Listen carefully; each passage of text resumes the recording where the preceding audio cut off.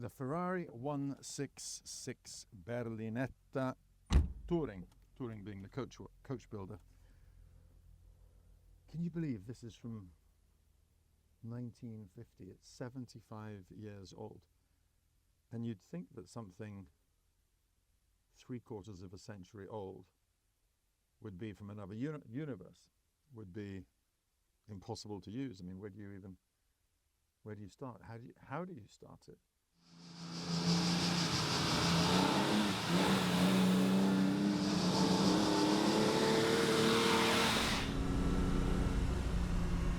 I had not driven one of these cars before today in all of these years. And I must admit, I didn't really know what to expect. Will I fit? Well, the answer to that is yes. Will I be able to drive it? Well, we're soon going to find out. And will it be fun? Find out that too as well. That's your ignition key. Not much to it. Magneti Marelli, like a nail almost. It goes in that slot there, and you push it straight in, and that's your ignition. Fuel pumps, pull them on. Handbrakes deep down here, and it works. Give a couple of prods to the accelerator, and the red light button is the starter.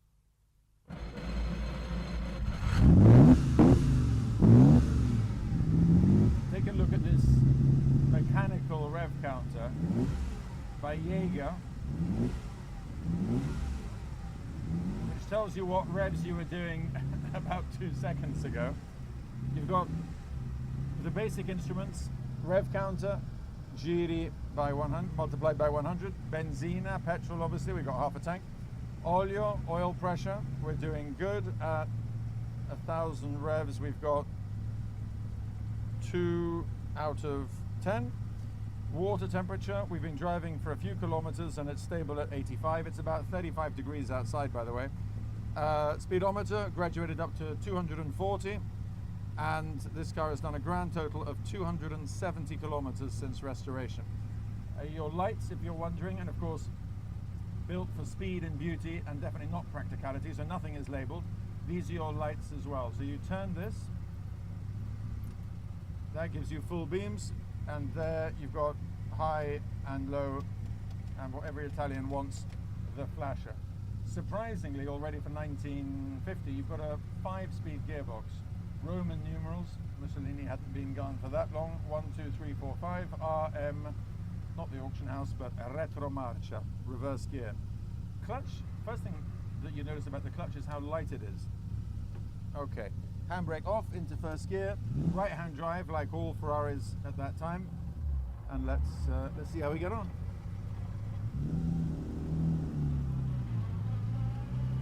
Okay, andiamo! So sometimes when you start out it's good to double declutch on the way up.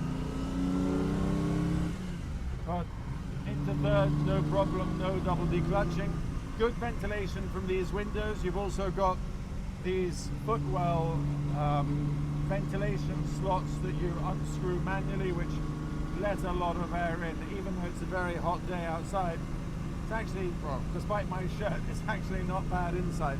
And it helps if you slouch down a little bit, because I'm quite tall, otherwise you hit your head over bumps.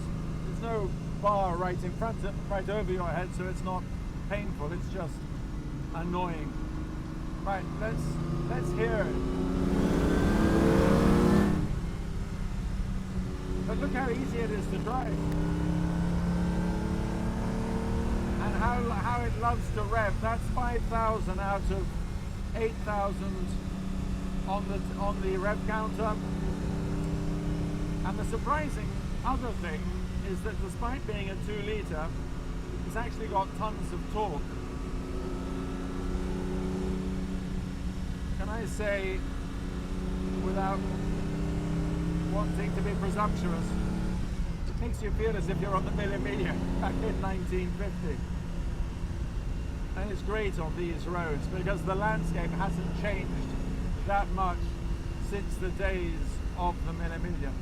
Now we're going to try and do a downshift, and for that we will double declutch.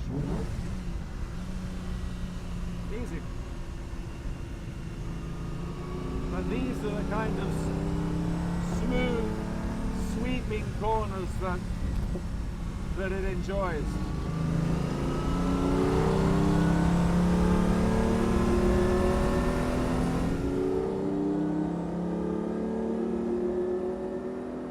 One of the things that amazes me is how an engine of this size, it's only a 2-litre, can have not only top-end power, but so much torque. And it handles, honestly, it handles like something much, much younger. This is not a difficult car to drive. I had never driven a Ferrari 166 until this evening. And I'm surprised that I feel I could drive this car all the way to Milan this evening if I wanted to, 4 hours away.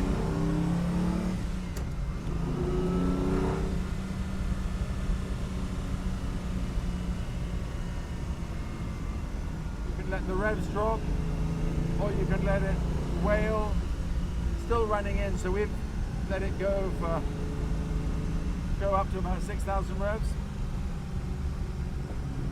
And it does that so easily. Just up the rev range, no hesitation at all.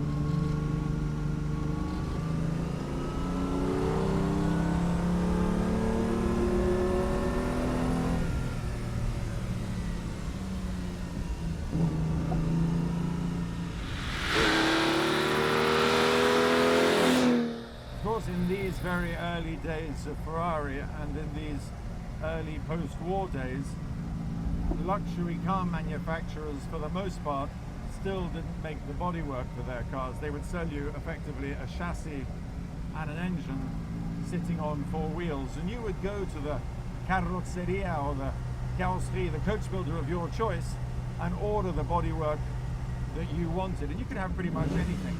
This obviously is a competition car, but you could equally have a 4-seater with 2 doors if you wanted it. I have to say, it's not very pretty compared to this.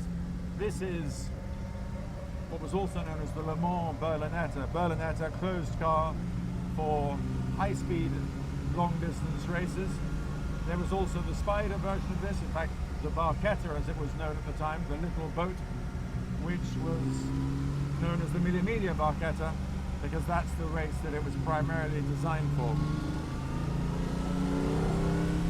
And Ferrari made just 5 of these cars, 5 of these 166 Berlinettas by Touring. If you think about it, when this car came out, it's chassis 48, so it's the 24th by chassis sequence. In other words, even numbered Ferrari competition car. As Carlo Bonini said, there's every chance that Enzo Ferrari touched this car. He may have even driven it. He certainly saw it. Think about how few cars they were making in those days. He would have wanted to see every one and make sure that it was ready to be signed off, either for a road-going client or, as was more often the case, a racing client. Now this is a good test of the torque. We're at 1500 revs and we're in 4th gear. Tight corner coming up. And look at that. Super smooth, super easy, no fuss whatsoever.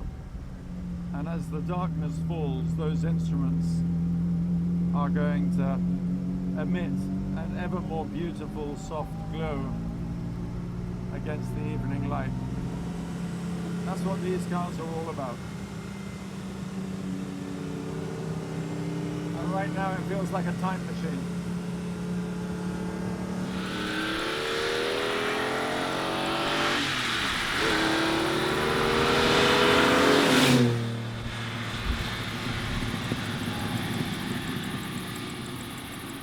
È arrivato Bracco, partito alle 6:11. Su di lui si sprigionano auguroni. Ed eccoci al traguardo di Merano. Dei 360